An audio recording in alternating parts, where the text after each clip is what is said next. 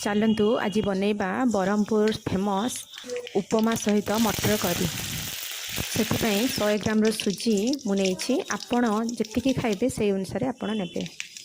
तेबे चलतु एबे उपमाटी स्टार्ट करवा। गैस रे कढ़ाटे बसैबा से अल्प किसी रिफाइन तेल नवा। तेल गरम हो गला परे आम से अल्प किसी पंचफुटण दबा, अल्प किसी भुसुंगा पत्र नवा आ से अल्प किसी हेंगु पकई ताकू भल भावे भाजी नवा। तापर से रखिथिबा सुजी को पकई अल्प समय भाजी नवा। सुजी भाजी हो गला परे आमे ताकू बाहर करि नवा। कढ़ारे पानी दबा, जेतिकी सुजी नवा तार 3 डबल पानी दबा। पानी टी फुटीगला परे आमे से अल्प किसी हेंगु पकेबा, स्वाद अनुसार लुण पकेबा।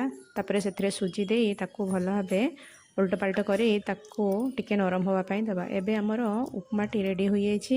आमे ताकू मटर तरकारी सहित खाई परिबा।